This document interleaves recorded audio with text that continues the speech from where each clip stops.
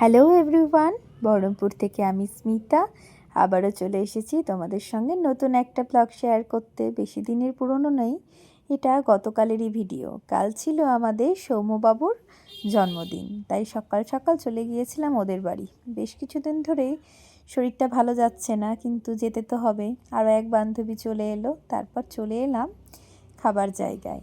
আমাদের সৌম্যবাবুকে খুব সুন্দর করে সাজিয়ে গুছিয়ে খেতে দেওয়া হয়েছিল, আর ওই যে পুচকে সোনা দাঁড়িয়ে দাঁড়িয়ে দেখছিল, আর আমরাও কিছুটা সময় দাঁড়িয়েছিলাম, ছবি তুলে নিলাম। আর এই পুচকেগুলোকে বসিয়ে এক জায়গায় করা যে কতটা চাপের, সে তো ছবি দেখে বুঝতেই পারছো। একে একে আশীর্বাদের পর্ব চলছিল, তো আমার বান্ধবী আশীর্বাদ করে নিল, আর গিফটগুলো সব অ্যারেঞ্জ করা ছিল। তো একসাথে অনেক গিফট, খুব আনন্দ।